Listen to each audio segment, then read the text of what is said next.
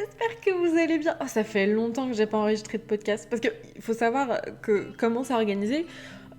Généralement, les podcasts, j'en fais pas un dans la semaine. C'est-à-dire que quand je suis dans un mood, bah, j'en enregistre plusieurs. J'ai déjà mes thèmes qui sont prêts. J'en ai qui sont vraiment écrits. Alors, calmez-vous, hein, j'ai pas un scénario qui est écrit. C'est juste que j'ai en gros des petites bulles.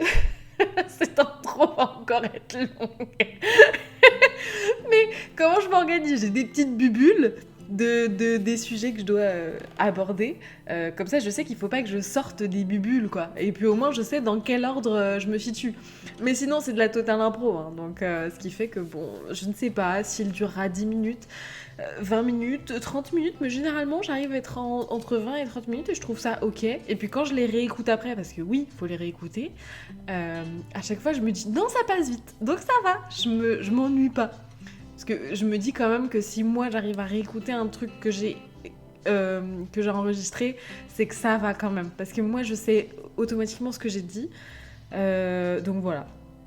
Tout ça pour vous dire un petit peu les backstage. Donc j'ai déjà mes petits thèmes qui sont prêts. Et puis je les enregistre quand je suis dans le mood. Surtout quand mes chats ne miaulent pas. Parce que ça c'est insupportable. Et là ils dorment. Donc on va faire un peu d'ASMR. Non, je rigole. On va juste enregistrer ce podcast qui a pour thème aujourd'hui arrêtez les excuses, cherchons les solutions. D'accord ? Bon, même si là on n'est pas trop dans la période de marché, en tout cas quand j'enregistre, il y a. Cette année, comme je me suis mise beaucoup au marché et aux événements physiques, j'ai aussi du coup rencontré pas mal de créateurs. Alors même si on en rencontre quand même sur les réseaux sociaux, je trouve que de rencontrer comme ça de visu, ça permet de parler à plein de gens et plein de gens différents, plein de gens qui correspondent ou pas à vos valeurs. Et du coup, moi j'ai pu observer qu'il y avait vraiment deux mindsets différents. Et il y a des gens, j'ai compris que c'est des gens avec qui je n'apprécie pas parler. Parce qu'ils ont un mindset une mentalité... je pense qu'il te tire plus vers le bas que vers le haut. Et les gens font pas forcément exprès. Hein. Je pense que naturellement, t'as tendance à soit voir le verre à moitié vide, soit voir le verre à moitié plein. Tu peux être un optimiste et des fois avoir des coups de mou, comme tu peux être un négatif et puis des fois avoir un regain d'énergie, de positivité, je ne sais pas pourquoi. Mais en tout cas, aujourd'hui, on va arrêter les excuses parce que j'en entends beaucoup. Peut-être que c'est votre cas aussi, que vous en entendez beaucoup dans votre parcours de créateur. Peut-être que vous en utilisez aussi de votre côté. En tout cas, aujourd'hui, le système, c'est vraiment d'avoir une mentalité. Alors, je vais pas parler de mentalité positive, parce que ça, c'est un truc... tous les gens qui sont pas trop positifs vont dire « Ouais, non, mais c'est bon, tu vois la vie, c'est bon, c'est un monde de bisounours, il y a des arcs-en-ciel dans le ciel. » Non, c'est pas le fait de se dire ça. Mais il y a vraiment une mentalité différente à se rassurer dans les excuses et à contrario à trouver des solutions. Il y a des problèmes quand vous êtes créateur, quand vous êtes artisan, quand vous êtes auto-entrepreneur, c'est un fait, d'accord ? Personne ne dément ça. Par contre, c'est autre chose de devoir se rassurer dans les excuses. Et du coup, comme vous avez ces excuses qui existent, vous êtes dans ce mood où « Ah non, mais de toute façon, la vie, elle est contre moi, quoi. » Tu vois un peu le truc où... Non, franchement, les éléments sont contre moi, donc je n'y arriverai jamais. Donc aujourd'hui, on va changer ce mindset. J'ai mis 4 excuses que moi, personnellement, j'entends le plus, que ce soit sur les réseaux sociaux ou sur les événements physiques que j'ai faits.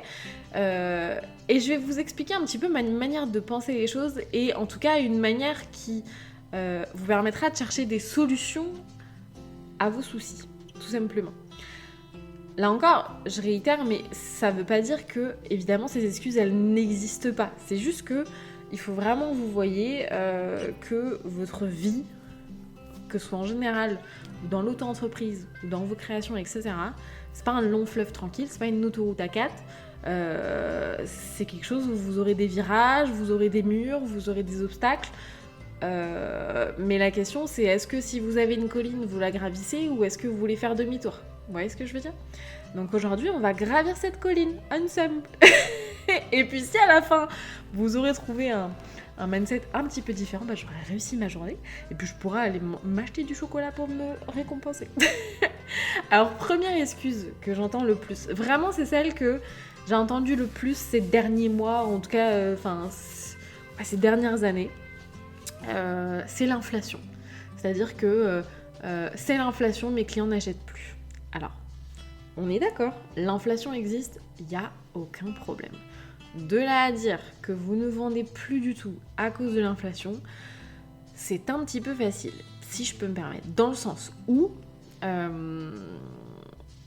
peut-être que il faut prendre le problème d'une manière différente. Si votre clientèle n'achète plus, c'est peut-être que vous avez soit une clientèle qui à l'heure actuelle n'a peut-être en effet plus les moyens d'acheter vos créations, donc peut-être que par rapport au prix que vous avez, etc., peut-être qu'il y a une mauvaise image, en tout cas il y a une image qui est plus basse que ce qui renferme.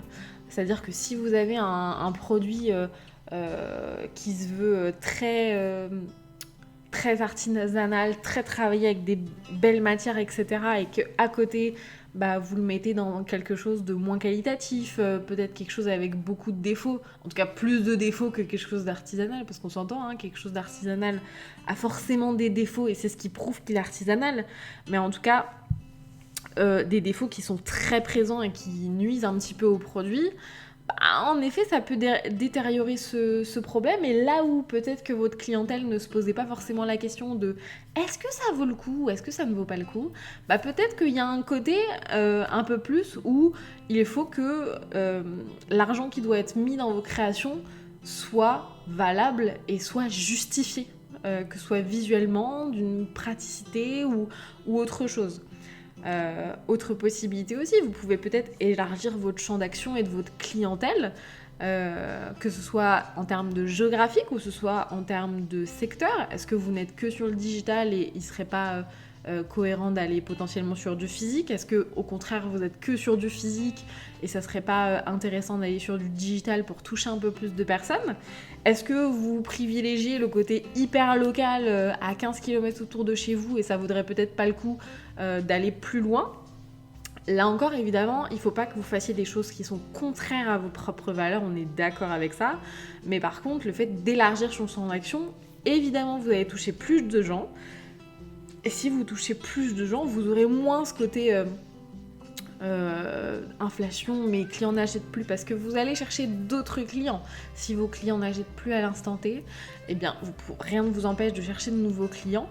Ou potentiellement, si vous n'avez pas forcément envie de chercher des nouveaux clients parce que vous estimez que vous avez une bonne base et que là, à l'instant T, c'est qu'il y a un problème au niveau de l'achat, peut-être créer des produits à moindre coût, du coup avec un coût d'achat ou en tout cas un temps qui est moins important, qui du coup vous permettent de faire des prix qui sont plus attractifs.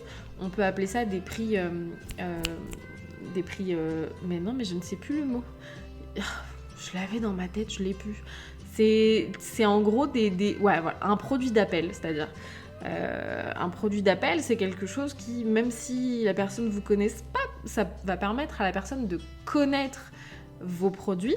C'est un prix qui est forcément un peu plus intéressant, qui nécessite du coup moins de travail. Ne cassez pas vos prix pour casser vos prix, hein. Faites un prix en adéquation avec le temps que vous mettez dessus, mais qui vont permettre du coup de faire connaître vos produits à des clients qui ne vous connaissent pas forcément. Il y a aussi des systèmes de réutilisables et de cumulatifs qui peuvent être assez sympathiques parce que on est aussi dans une période où il y a beaucoup de seconde main, de choses, il y a une notion assez écologique qui rentre en ligne de mire, donc le fait d'avoir des choses réutilisables, potentiellement des recharges, des options de récupération. Je sais que par exemple sur Instagram, il y a un compte que j'aime bien pour le coup, c'est une sœur et son frère. J'espère que je dis pas de bêtises, mais il me semble que c'est ça, il me semble que c'est une affaire familiale, qui s'appelle Doris Décoration, et c'est un système où justement, au lieu d'acheter de la décoration directement, c'est un système d'échange en fait à l'infini.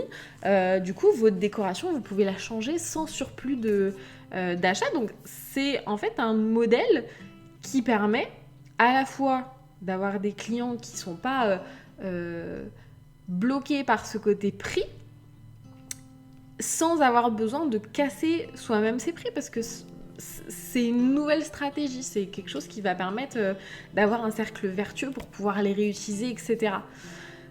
Est-ce que, si tu as vu ces points-là, est-ce que de ton côté, tu as observé tes consoeurs? Alors, je dis consoeurs parce que j'avoue que je suis tombée sur un réel d'une nana qui disait, qui était prothésiste ongulaire et qui disait que elle avait pas de concurrente, elle avait que des consoeurs, et c'est vrai que je trouvais ça assez sympa, parce que c'est vrai que concurrente, ça fait très péjoratif, alors que consoeurs, c'est juste des personnes qui font partie du même marché que toi, etc.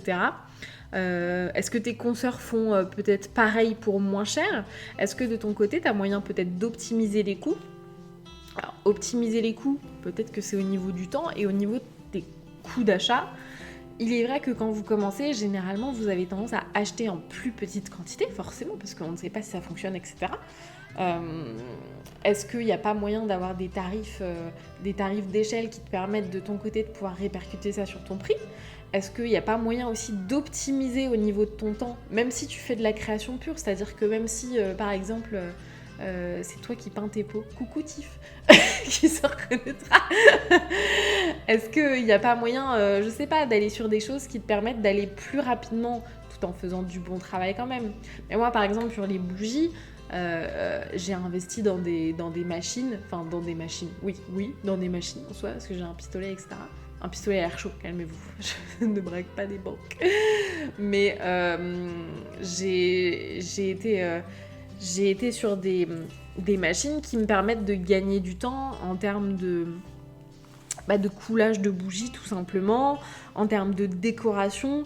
Du coup, au final, même si en soi, mes coûts d'achat de matières premières étaient identiques, comme de mon côté, j'arrivais à, en 1 heure, au lieu, je sais pas, je vous dis un truc bête, mais au lieu de créer 10 produits, vous en créez 20, c'est que ça vous fait double production, et du coup, forcément, derrière, vous pouvez vous permettre de faire quelque chose de plus intéressant au niveau du tarif. Après, ça, c'est à vous de voir. Optimisation du temps, ça peut aussi être valable pour votre étiquetage, vos packaging. Moi, je sais que, il y a des fois des étiquetages qui sont nécessaires, mais c'est possible aussi de fusionner pour que vous ayez, par exemple, une manipulation à faire sur vos produits au lieu de 36. Si au lieu d'étiqueter votre produit sur 3 côtés, vous mettez ça potentiellement dans une boîte avec une étiquette, ça sera forcément un peu mieux au niveau du temps. Si au lieu de faire imprimer vos packaging par un imprimeur, vous faites des étiquettes que vous pouvez imprimer à la maison et que vous pouvez mettre sur du carton vierge, ça peut aussi vous permettre d'avoir des coûts plus intéressants. Là encore, ça dépend des valeurs de votre entreprise, ça dépend de ce que vous voulez véhiculer comme image de marque, comme image tout court. Parce que évidemment, si le but c'est d'avoir un côté un peu un luxe et d'avoir une expérience client qui soit zinzin, si vous vous retrouvez avec un carton qui soit pas estampillé ou quoi, oui, ça peut peut-être moins correspondre à ce que vous voulez véhiculer. Mais si vous n'avez pas forcément trop ce côté, si vous voulez pas forcément miser sur ces petites choses en plus pour votre image, rien ne vous empêche d'économiser là-dessus. Si vous n'avez pas trop de talent en dessin ou en graphisme, vous pouvez vous aider de différentes applis ou de personnes pour lesquelles c'est le métier qui peuvent vous permettre de faire potentiellement un fond que vous, après, vous venez estampiller de vos marques, de vos produits, etc. Mais en tout cas, c'est des choses qui peuvent vous permettre d'optimiser votre temps, d'optimiser vos coûts et du coup, d'éviter cette excuse. Vous avez vu comment, en une phrase, on peut quand même avoir plein de débouchés derrière. Donc, l'inflation, c'est une excuse, mais c'est pas une solution. Donc, voilà un petit peu des choses sur lesquelles vous pouvez trouver, pour le coup, des petites choses. Peut-être qu'il y a des choses que vous testerez parmi celles-là, mais en tout cas voilà, c'est possible. Deuxième excuse sur laquelle je suis tombée, alors celle-ci, c'est un peu plus rare, mais il est vrai que ça m'avait hérissé les poils. Donc, je voulais en parler. J'étais face à quelqu'un qui faisait de la revente pas artisanale et moins chère, donc forcément que j'ai pas vendu. Alors, En fait, il y a plusieurs problèmes dans cette phrase. Parce que déjà, ça insinue que le prix, c'est la seule raison pour laquelle un client va vous acheter votre produit. C'est-à-dire que vous partez du principe que vous n'êtes pas forcément important dans son acte d'achat, votre produit n'a pas forcément trop de grandes différences avec de l'achat-revente. Alors, est-ce que c'est vraiment le cas ? Et auquel cas, faut peut-être avoir quelque chose qui se différencie un peu plus, ou en tout cas qu'on voit votre patte peut-être un peu plus. Ou est-ce que c'est vous qui êtes tout simplement biaisé par le fait que oui, c'est de la revente, donc c'est moins cher, donc patati patata, mais le prix, c'est pas du tout la seule raison pour laquelle on achète un produit. Si vous regardez par exemple en grande surface, est-ce que tout le monde achète du Eco Plus ? Non, alors que pourtant, tout le monde sait que c'est la marque qui est le moins chère. Mais il y a un côté, ouais, Eco Plus, c'est quand même moins qualitatif, j'ai un peu plus peur d'acheter ça, etc. Donc, c'est loin d'être le seul facteur qui change un potentiel client en client réel. Faut savoir vraiment valoriser son produit par sa qualité, ses matières, ses valeurs. Peut-être que si vous faites des événements physiques ou que si vous vous exposez en boutique, peut-être que ces valeurs ne sont pas justement assez mises en avant ou sur votre site pour vous différencier. Est-ce que vous avez vraiment un produit qui sort des sentiers battus par rapport à votre concurrence ? Est-ce que vous avez une vraie histoire à donner ? Si vous avez créé vos produits, si vous avez de belles créations que vous faites tous les jours, c'est pas pour rien. C'est parce que vous ne trouviez pas ce qu'il vous fallait dans votre quotidien. Vous ne trouviez pas quelque chose qui existait déjà comme vous le vouliez. Et donc, vous avez créé quelque chose à votre image, normalement. Quelque chose qui vous correspond, qui correspond à vos valeurs. C'est ça qu'il faut dire. Et ça, c'est une vraie plus-value par rapport à quelqu'un qui va juste acheter un produit pour le revendre derrière, c'est que vous avez votre histoire à vendre derrière. Vous pouvez raconter tout le parcours de la création. Si vous faites de la récupération de cuir, si vous faites de la récupération de tissu ou ce genre de choses, vous pouvez raconter toute l'histoire. Et moi je trouve ça hyper passionnant sur les marchés, quand c'est des gens qui vraiment se cassent la tête à trouver des choses, etc., à raconter tout le parcours, parce que c'est hyper intéressant. Quelqu'un qui va faire de l'achat-revente, il n'aura pas cette histoire à raconter, sauf si on est sur de l'achat-revente de créateurs, ce qui existe aussi, hein. Il y a des concept stores qui ne font que de l'achat-revente de créateurs, auquel cas il y a une histoire à raconter. Mais là, dans le cas que je pense dans ma tête, c'était vraiment quelqu'un qui achetait à un fournisseur qui faisait pas de l'artisanal, qui faisait de l'usine et qui revendait ça, etc. Et il y a une différence. Certes, le prix, il y a une différence, mais votre histoire, vos valeurs, votre qualité, elle est là. Et il faut vraiment miser là-dessus. Évidemment, il faut que ça puisse se voir visuellement, parce que vous, même si vous connaissez votre histoire, tout le monde ne connaît pas votre histoire. Peut-être qu'en physique, il faut miser sur le bois, la ville de fabrication. N'hésitez pas à en parler sur vos bannières, sur vos réseaux sociaux, de où c'est fabriqué, comment c'est fabriqué. Si vous exposez physiquement, n'hésitez pas si vous faites ça à partir de matières premières, etc. Je sais qu'il y a Nathalie qui fait des créations avec de la paille, je ne sais pas, la marqueterie de paille, voilà, c'est ça. J'avais plus le mot. C'est quelque chose que je connaissais pas du tout, mais pour le coup, ça peut être hyper intéressant de montrer le produit de base et le produit une fois fini, parce que c'est là qu'on voit vraiment ce qui s'est passé, que c'est coupé à la main, etc. C'est une vraie plus-value, ça veut dire que vous vous cassez la tête sur votre produit et c'est un impact qui est beaucoup plus intéressant quand vous pouvez parler d'un produit dont vous avez conçu l'histoire. Parce que les gens, ils achètent pour vous et ils achètent aussi votre produit. Je sais pas si vous êtes un peu sur les réseaux sociaux, etc., et que vous avez humanisé potentiellement un petit peu votre compte, alors si c'est le cas ou pas, parce que certaines personnes ne l'humanisent pas forcément, mais si vous avez tendance à, par exemple, avoir votre tête de temps en temps en story, etc., ça permet que les gens achètent pour vous également, et puis les gens aiment bien voir la personnalité de qui est derrière. Quand vous achetez sur Amazon, vous savez pas à qui vous achetez, vous savez pas qui emballe votre colis, etc. Là, vous savez que la personne qui est devant vous ou derrière son écran en train de faire votre commande, elle le fait parce que, vous savez qui c'est, quoi. Donc, faut arrêter de se biaiser par rapport au prix. Si votre prix, il est légitime, si vous avez regardé autour de vous, si au niveau de vos coûts d'achat, vos coûts de revient, etc. On fera d'ailleurs un podcast centré sur les prix parce que ça, c'est un vrai sujet qu'il faudra débattre et rebattre et rebattre. Mais si vous êtes en accord avec tout ça et que derrière, le prix il est légitime en fonction de ce que la personne voit, etc., il n'y a aucune raison que vous ne vendiez pas parce que vous êtes artisanal et qu'à côté, quelqu'un fait de la revente. Vraiment pas. Parce que vous avez plus de plus-value que ça. Donc faut pas être biaisé sur ça et faut surtout pas partir du principe que le prix c'est le seul facteur. Si vous-même vous partez du principe que le prix c'est le seul facteur d'achat, forcément que inconsciemment vous allez moins donner envie aux gens. Vous voyez ce que je veux dire ? Voilà pour cette excuse-là. Troisième excuse, peu importe où je vais, mes produits ne se vendent pas. Alors déjà, il y a quelque chose qui est assez intéressant parce que ça dépend de qu'est-ce que vous avez comme produit, parce que est-ce que vous êtes exposé au bon endroit ? Potentiellement, si je prends le cas d'une de mes copines qui s'appelle Tanaïs, qui fait tout ce qui est bola de grossesse, bracelet d'allaitement, etc. Évidemment, Tanaïs, en fonction de où elle va aller, elle va plus ou moins vendre parce que il y a quand même une clientèle qui est plus ciblée qu'autre chose.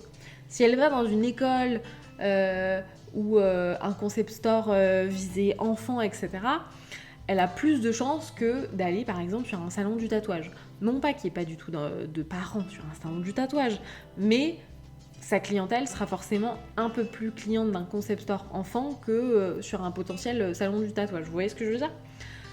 Si vos produits ne se vendent pas, c'est tout simplement que vous n'êtes pas au bon endroit. C'est pareil sur des marchés. Peut-être que sur tel ou tel marché, si vos produits ne fonctionnent pas... Moi, par exemple, j'ai fait un salon du bien-être. Je n'y retournerai pas parce que les gens ne venaient pas là pour ça. Mais ça veut aucunement dire que tes produits ne sont pas bien. Ça veut juste dire que tes produits ne sont pas au bon endroit. C'est surtout ça.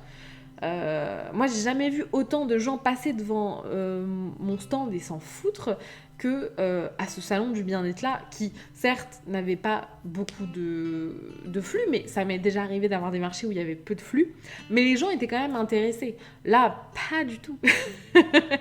Donc, faut vraiment voir par rapport à ça. Est-ce que ton produit, il est adapté à ta clientèle ? Si t'es sur quelque chose... je vois Tournesol à côté qui rêve, il fait plein de... Tournesol, c'est mon chat, pardon. Il rêve et du coup il bouge en même temps, il doit faire plein de films dans sa tête là. Genre je pense que là il a l'impression d'être sur un cheval, mais c'est un chat, c'est assez drôle. Est-ce que si par exemple tu es sur quelque chose qui se veut un peu forcément haut de gamme entre guillemets, je dirais pas luxe parce que tu peux travailler sur des matières en tout cas nobles, etc. Est-ce que quand tu regardes ton produit, ça se voit que ton produit, il coûte ce prix-là ? Si par exemple tu es dans une boutique, que tes produits ce sont les plus chers, ou en tout cas ça fait partie des plus chers de la boutique, ou d'un marché, il faut que ça se voit. Dans le sens où, ça veut pas dire qu'il faut qu'il y ait des lingots d'or autour de tes produits, on est d'accord. Mais il faut que ce soit légitime, il faut que le client, quand il paye son produit, se dise « Ok, j'ai payé 100 balles, 200 balles, 300 balles, parce que ça vaut ce prix-là. » Et surtout, en fonction de la clientèle que tu vises. Si le but, c'est de viser justement des choses avec des tissus réutilisés de grandes... Parce que j'ai vu ça récemment, une collègue créatrice qui récupère... du cuir qui vient des fois de Chanel ou des trucs comme ça mais qui sont invendus ou inutilisés, et là forcément le prix peut être adapté parce que en fonction des gens que tu cibles, tu vas pas forcément mettre le même prix. Tu peux regarder aussi le travail au niveau de tes consoeurs. Est-ce que de leur côté, elles vendent sur les mêmes canaux que tu vends ? Est-ce que ça fonctionne, ou en tout cas, est-ce que ça a l'air de fonctionner ? Est-ce que tu les vois beaucoup sur des marchés ? Si tu les vois pas beaucoup sur des marchés, peut-être que ça veut dire que tu as une typologie de produit qui fonctionne pas forcément, en tout cas qui fonctionne, mais peut-être pas sur ce genre d'événement, ou en tout cas pas des événements trop généraux. Des marchés ou des événements, il y en a plein, hein. T'as les trucs... t'as des marchés de verrerie, t'as des marchés de créateurs, t'as des marchés d'artistes, t'as t'as des salons du bien-être. Si t'es une typologie de produits infusion ou ce genre de choses, bah il y a certains marchés, tu vas pas forcément aller sur un salon d'artistes parce que tu seras moins en corrélation. Par contre, si tu fais quelque chose d'hyper artistique, par exemple la marqueterie de paille, qui est pour le coup plus artistique, et ça a complètement plus sa place. Alors que peut-être sur un marché de créateurs, là où les gens ont peut-être potentiellement moins de capacité d'achat, ou en tout cas moins pour les gros articles d'art, peut-être que là ça sera plus compliqué pour le coup. Est-ce que tu es peu mise en avant physiquement, ou est-ce que tu te différencies peut-être pas forcément assez sur le marché ? Il y a un marché sur lequel je trouve qu'il est très compliqué de se démarquer, c'est celui de la couture. Bien que j'en ai vu un récemment qui m'a fait de l'œil plus que d'autres pour le coup, parce qu'il utilisait des tissus que j'avais jamais vus, hyper colorés, hyper peps, et du coup je trouvais qu'on le reconnaissait vachement. Mais il est vrai quand même que dans le domaine de la couture, c'est hyper compliqué de se différencier parce qu'il n'y a pas forcément de packaging adéquat, ou en tout cas il faut à ce moment-là qu'il y ait une certaine plus-value. Potentiellement, des fois c'est des choses qui sont brodées, des fois c'est l'étiquette qui est dessus, des fois, enfin, il y a beaucoup de possibilités, mais c'est vrai que sur la couture c'est compliqué d'être différenciant. Mais il faut trouver quelque chose qui se différencie, soit par votre identité globale, quelque chose qui tique. Moi, quand j'ai fait des marchés, les gens reconnaissaient mes produits quand ils les avaient vus dans d'autres boutiques qui étaient aux alentours. Et quand on vous dit ce genre de choses, ça prouve que vous avez un produit qui a une vraie identité. Et du coup, quelqu'un qui le voit dans un autre environnement, il ne s'attend pas à vous voir, et qui vous reconnaît, ça veut complètement dire que c'est vraiment top pour le coup. Vous avez aussi la possibilité de devenir peut-être un fournisseur en étant en entre-deux. Si vous, de votre côté, vous avez du mal au fait de vendre directement à votre clientèle, pourquoi pas devenir un fournisseur, c'est-à-dire de fournir soit les boutiques, ou alors potentiellement plus en matières premières ou des choses comme ça. Je pense à ma copine Lou qui fait du crochet, qui s'est mise il y a très récemment à faire des yeux en crochet. Ah, vous allez me dire, qu'est-ce que c'est ? C'est-à-dire que sur les peluches, il y a des yeux en résine, et elle s'est mise à faire des yeux en résine. Et l'idée, elle est vraiment top. Alors, évidemment, c'est pas son cœur de métier, mais ça lui permet de toucher des clients qu'elle ne touchait pas de base. C'est-à-dire toutes ses copines en crochet qui veulent des yeux de fou, parce qu'ils sont hyper beaux en plus, ces yeux. Mais du coup, c'est une alternative, et ça permet de toucher un public que vous ne touchez pas de base. Si vous n'arrivez pas à vendre de votre côté, vous pouvez complètement chercher quelque chose qui vende à votre place, que ce soit des concept stores, que ce soit des dépôts-ventes, des choses comme ça, pour le coup, pour devenir un fournisseur. Dernière excuse, et on s'arrêtera là pour ce podcast. Je ne sais même pas depuis combien de temps il dure, parce que d'habitude j'ai toujours le chronomètre devant les yeux. Celui-là, pas du tout. Peut-être que l'enregistrement s'est terminé. Quand je vais voir ça, je vais faire faut recommencer. Parce qu'il faut savoir quand même que ce podcast, je l'ai déjà tourné 2 fois, et c'est pour ça que j'ai mis un petit temps avant de le refaire, parce que au bout d'un moment, si tu le retournes 3 fois dans la même journée, c'est un peu chiant. Mais je l'ai tourné une fois. Et puis j'avais pas mis le bon micro, donc on m'entendait comme dans un aquarium. Je l'ai tourné une 2e fois, et puis mon chat s'est mis à miauler et à griffer le carton qu'on entendait de foufou sur le podcast.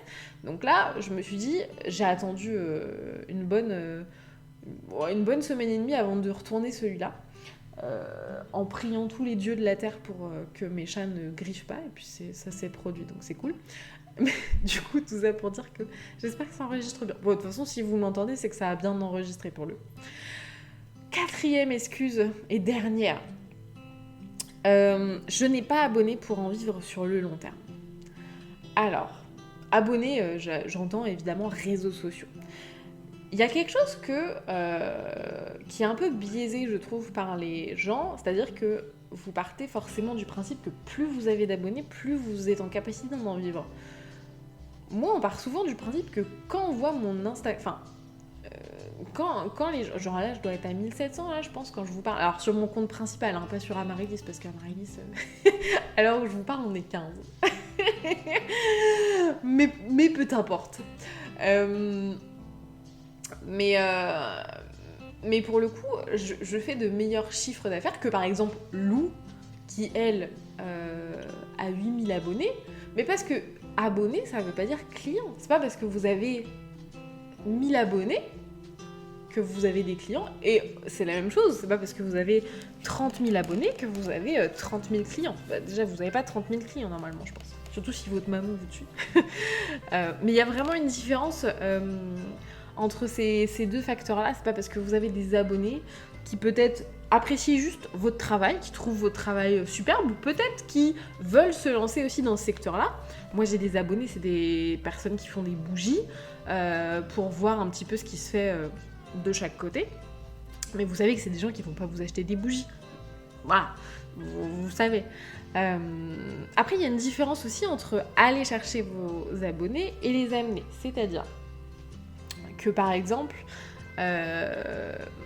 vous pouvez très bien gagner beaucoup d'abonnés en allant sur des événements, en étant présent physiquement, en étant présent de façon digitalement sur d'autres secteurs. Vous avez des chaînes, etc., qui mettent en avant des créateurs et tutti quantuti. C'est plus facile que forcément d'attendre les abonnés. Après, vous avez des gens qui réalisent très bien toute une stratégie pour justement gagner des abonnés et des clients potentiels sur Instagram et sur les réseaux sociaux en général. Et ça, c'est quelque chose... Enfin, c'est vraiment du travail à plein temps. Il faut regarder avec ses réels, etc. Enfin, voilà. Il faut vraiment faire un travail de fond sur ça. Mais il faut vraiment travailler avec la proximité que vous avez, en tout cas si c'est votre envie, mais travailler avec la proximité que vous avez avec votre communauté, parce que vous pouvez vous créer une petite communauté, même avec peu d'abonnés. Vous pouvez avoir 100 abonnés sur Instagram et pour autant, quand vous sortez une nouveauté, avoir des personnes qui vous achètent parce qu'elles sont fidèles. Faut vraiment pas avoir un avis biaisé sur ça. Et puis, il n'y a pas que les réseaux sociaux pour parvenir à vendre vos créations. Vous avez des gens qui vont vendre exclusivement à l'international. Enfin, il y a des créateurs qu'on connaît même pas à notre échelle. Et puis pour autant qui sont hyper connus parce qu'ils vont vendre à l'international. Et du coup, des personnes comme ça, elles vont pas forcément avoir besoin, elles, de communiquer sur les réseaux sociaux parce que c'est pas leur envie, déjà. Il faut que ça soit une envie de communiquer, de se montrer, etc. Ou en tout cas de parler de ses créations sur Internet. Et puis il faut que ce soit ce dont vous avez... la direction dans laquelle vous avez envie d'aller pour le coup. Il y a vraiment... Oh, j'ai perdu le fil.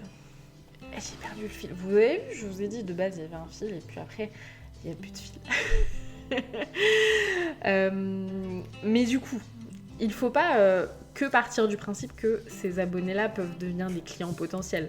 Des clients potentiels, comme je vous disais sur les précédentes excuses, vous pouvez en trouver dans les boutiques, vous pouvez en trouver avec des ateliers physiques ou par visio, vous pouvez en trouver sur des marchés, sur des événements, sur des foires, sur des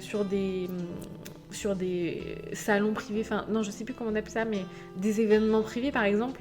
Il y a pas longtemps j'avais une blogueuse qui par exemple a fait un événement privé, qui va faire un événement privé et qui recherchait des créateurs pour pouvoir justement exposer et du coup c'est des choses en petit comité qui vous permettent de parler de vos produits, de vos créations et qui peuvent vous permettre derrière d'avoir des clients. Aussi tout ce qui est marché d'entreprise, etc. c'est des choses dont on pense pas forcément, mais pour le coup si vous avez une petite communauté client, rien ne vous empêche de leur demander s'ils ont des marchés d'entreprise qui se présentent, etc. Moi j'ai une cliente que j'avais sur une boutique où je suis en dépôt qui m'a envoyé un message parce qu'elle avait un marché d'entreprise dans son entreprise qui était une banque pour le coup et du coup j'ai pu y aller et puis du coup ça a fait de fil en aiguille des clients qui sont potentiellement là-bas. Donc c'est des gens qui pour le coup sont des clients qui n'auraient pas forcément été des abonnés mais qui sont des clients et ils n'ont pas besoin d'être abonnés pour être clients. En tout cas ça veut pas dire que parce que vous n'avez pas tant d'abonnés, parce que vous n'avez pas 5000 abonnés, 10 000 abonnés sur Instagram, vous n'en vivrez pas. C'est pas la seule alternative c'est pas la seule branche possible à votre arbre. Si vous avez vraiment envie d'en vivre, prenez toutes les possibilités, essayez de chercher dans les box, essayez de chercher dans les boutiques physiques, enfin voilà, il y a plein de choses, essayez de chercher dans les ateliers collaboratifs. Vous avez aussi des magasins collaboratifs, vous avez des pop-up stores, vous avez plein de choses pour pouvoir vendre vos créations sur le long terme sans avoir besoin de communauté sur les réseaux sociaux. C'est peut-être plus facile si vous voulez vendre sur votre site internet, etc. Mais c'est pas la seule alternative. Parce que comme d'habitude, comme je vous dis toujours, il faut encore en avoir envie. Parce qu'il n'y a rien de pire que... si... moi je suis à l'aise par exemple à mettre ma tête en story, mais c'est pas le cas de tout le monde, mais si vous n'êtes pas à l'aise avec ça, ne le faites pas. Enfin, rien vous empêche, rien vous oblige à le faire. C'est pas parce qu'on vous dit oui c'est mieux patati patata. Alors je suis d'accord, mais si vous avez vraiment envie de le faire, faites-le. Si vous avez une phobie avec ça et que vous n'avez pas envie de le faire et que vous dites non mais faut que je le fasse sinon je ne vendrai pas, ne le faites pas. Il n'y a rien de pire que de faire les choses parce que vous n'avez pas envie de le faire. Et puis, si c'est parce que ça sort de votre zone de confort, là, c'est différent. Ça veut juste dire que le début, ça sera compliqué, et puis qu'après, vous allez kiffer. Mais il y a une différence entre vraiment pas être capable de le faire parce que vous avez une phobie, enfin, vous n'êtes pas du tout à l'aise avec ça, ou parce que ça vous sort de votre zone de confort, et à ce moment-là, voilà, ça peut se faire, mais c'est juste qu'il faut se pousser un petit peu au début, et puis après, ça deviendra une habitude, et ça sera ok, quoi. Voilà un petit peu pour ce podcast du jour sur arrêtons les excuses, cherchons les solutions. J'espère que ça vous aura permis de répondre à peut-être des excuses que vous aviez vous-même de votre côté. J'espère que ça vous aura aidé dans votre quotidien, en tout cas à avoir potentiellement des petites réponses, ou en tout cas avoir un mindset un peu plus positif, d'accord, parce que c'est le but. Et puis de mon côté, je vais vous laisser parce que j'ai des bouchées à couler cet après-midi pour la fête des mamies. Je vous dis à la prochaine pour un nouveau podcast. Je ne sais pas le thème que ce sera parce que comme je vous disais, j'en enregistre plusieurs au fur et à mesure. Là dites-vous, j'en ai 4 de près avec tous les visuels de près, etc. Et puis en fonction de mon envie, je mets celui que je veux en ligne. Voilà. Donc on va se quitter là-dessus. N'hésitez pas à rejoindre sur les réseaux sociaux Instagram, notamment @amarilis_podcast_ pour rejoindre l'aventure, pour pouvoir aussi éventuellement donner des sujets si jamais vous avez des inspirations, en tout cas des sujets dont vous voulez que je parle ou vous voulez que je parle un peu plus précisément. Et puis sur ce, on se retrouve à la prochaine sur Spotify ou YouTube. À la prochaine, bye!